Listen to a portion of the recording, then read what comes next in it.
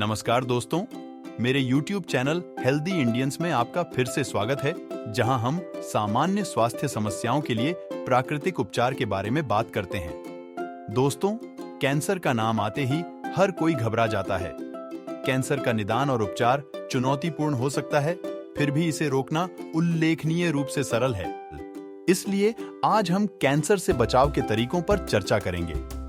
हालांकि अगर किसी को कैंसर है, तब भी विकल्प उपलब्ध हैं। फिर भी यह व्यापक रूप से माना जाता है कि prevention is better than cure, बशर्ते कि व्यक्ति को कैंसर की रोकथाम के बारे में सटीक जानकारी हो। इसलिए बने रहिए, क्योंकि मैं आपको कुछ बहुमूल्य जानकारी देने जा रहा हूं जो आपके लिए फायदेमंद साबित हो सकती है। कैंसर का कारण क्या है? कैंसर से बचने के लिए हमें सबसे पहले यह समझना होगा कि कैंसर का कारण क्या है। इसका एक कारण क्षतिग्रस्त माइटोकॉन्ड्रिया है। जब ऐसा होता है तो सामान्य कोशिकाएं कैंसर कोशिकाओं में बदल जाती हैं। यह किसी वायरल संक्रमण या हमले जैसा नहीं है। कैंसर कोशिकाएं क्षतिग्रस्त कोशिकाओं से उत्पन्न होती हैं। आपके शरीर में वे सामान्य कोशिकाओं को कैंसर कोशिकाओं में बदलने के लिए अस्तित्व तंत्र का उपयोग करते हैं। इन कोशिकाओं का मेटाबॉलिज्म सामान्य कोशिकाओं से बहुत अलग होता है। कैंसर कोशिकाएं सामान्य कोशिकाओं की तुलना में बहुत तेजी से शुगर पचाती हैं।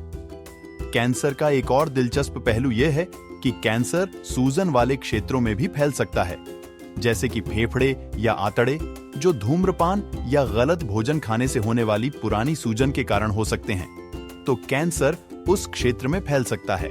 यह समझना महत्वपूर्ण है कि माइटोकॉन्ड्रिया को नुकसान पहुंचाने वाली कोई भी चीज कैंसर का कारण भी बन सकती है। मुझे लगता है कि हर कोई जानता है कि धूम्रपान आमतौर पर फेफड़ों के कैंसर का कारण बनता है, लेकिन धूम्रपान पैनक्रिया के कैंसर का भी कारण बनता है। दरअसल धूम्रपान पैनक्रिया कैंसर के सबसे बड़े कारणों में से एक है। हालांकि लोग धूम्रपान को केवल फेफड़ों से ही जोड़ सकते हैं। बेशक बहुत अधिक शराब पीने से कैंसर हो सकता है। मुझे लगता है कि ज्यादातर लोग यह जानते हैं। अक्सर कहा जाता है कि मोटापा कैंसर का मूल कारण है। दरअसल सवाल यह है कि क्या मोटापा ही कैंसर का कारण बनता है या फिर आहार मोटापे का कारण बनता है? खान पान की आदतें, जैसे बार बार भोजन करना और उच्च कार्बोहाइड्रेट का सेवन, मोटापे के खतरे को बढ़ा सकता है।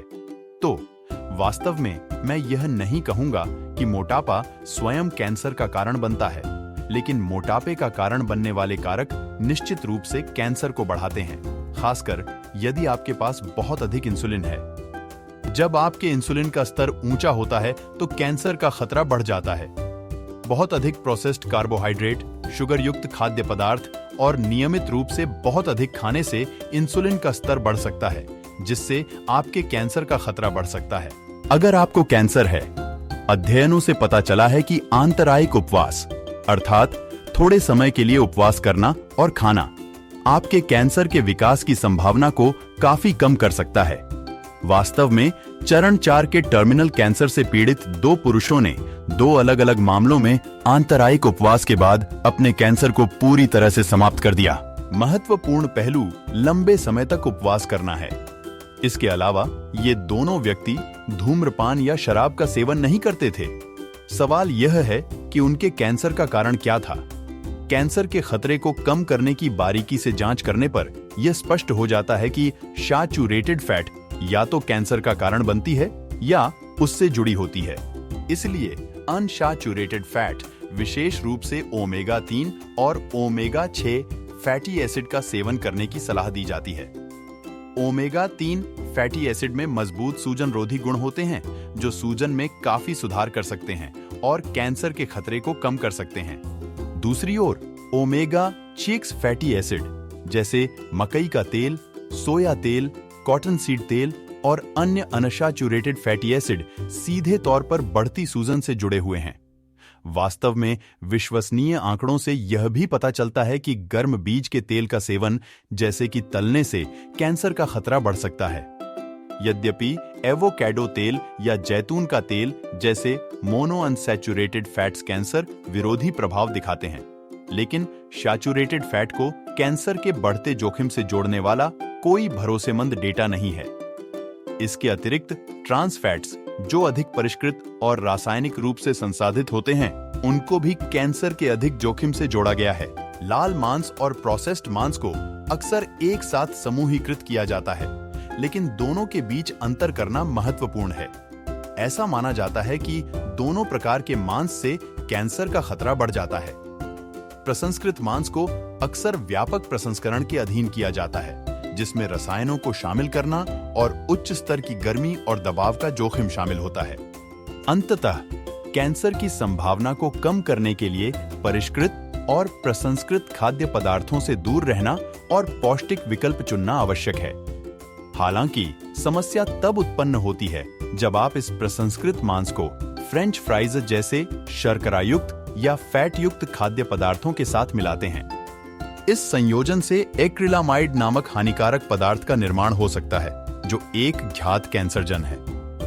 यदि आप फास्ट फूड रेस्तरां में बहुत अधिक लाल मांस का सेवन करते हैं, तो आप अत्यधिक प्रसंस्कृत और परिष्कृत उत्पादनों का सेवन कर रहे हैं। इन उत्पादनों में प्रसंस्कृत मांस, परिष्कृत कार्बोहाइड्रेट और रसायन शामिल हैं। इसलिए कैंसर के विकास के जोखिम को कम करने के लिए सावधान रहना और प्रसंस्कृत खाद्य पदार्थों से बचना महत्वपूर्ण है। इसके बजाय पौष्टिक संपूर्ण खाद्य पदार्थों का चयन करें।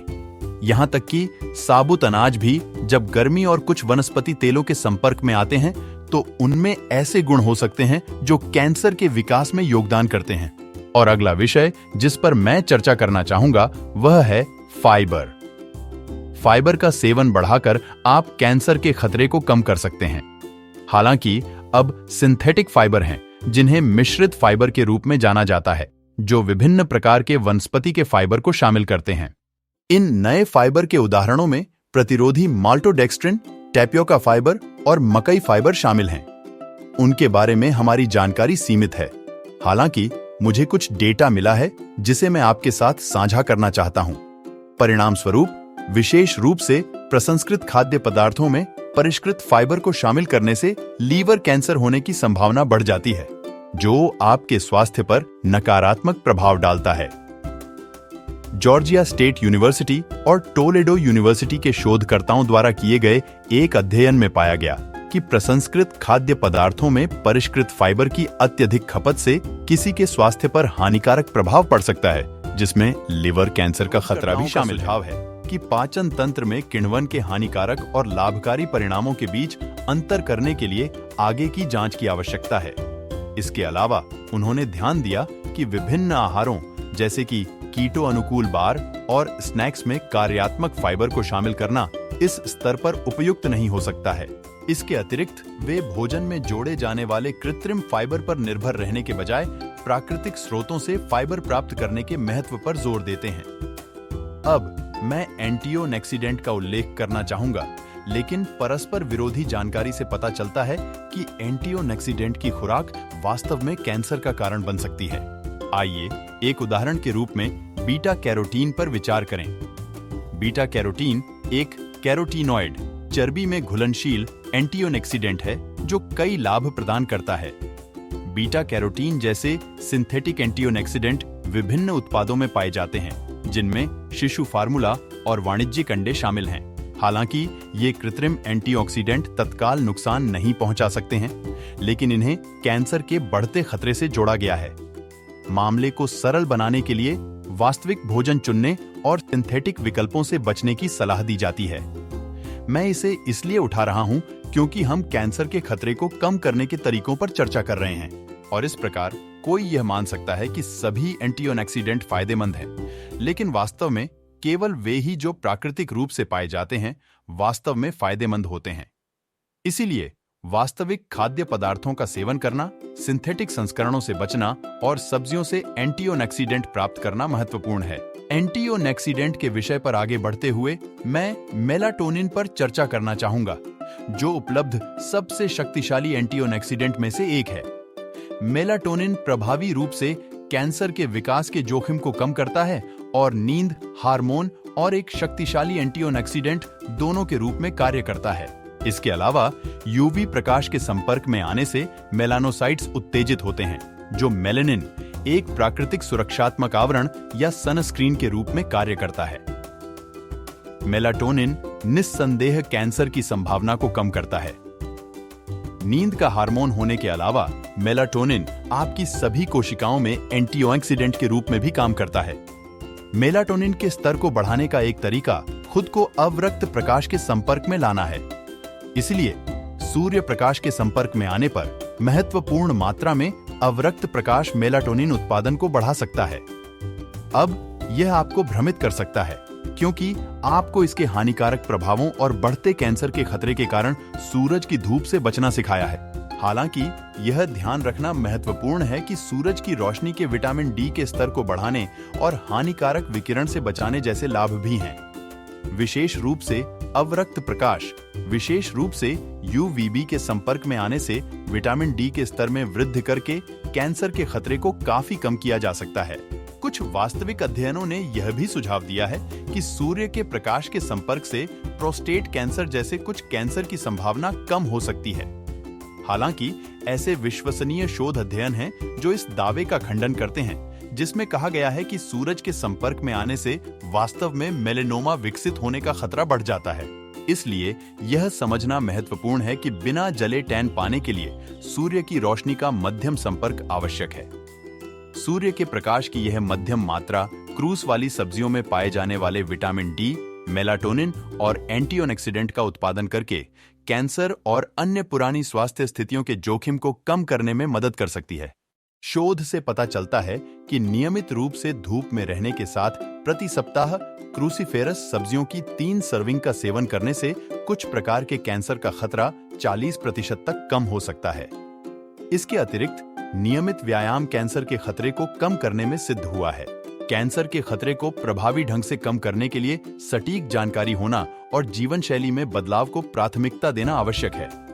अपने आहार और जीवन शैली में इन आवश्यक पोषक तत्वों को शामिल करने के संभावित लाभों को समझकर आप अपने स्वास्थ्य पर नियंत्रण रख सकते हैं और कैंसर के विकास की संभावना को कम कर सकते हैं। मुझे आशा है कि आपको यह वीडियो उपयोगी लगेगा।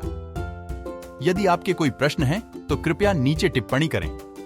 अधिक स्वास्थ्य संबंधी सुझावों के लिए लाइक बटन दबाना और सब्सक्राइब करना न भूलें। स्वस्थ और खुश रहें। देखने के लिए धन्यवाद और अब आपको अगले वीडियो में मिलते हैं।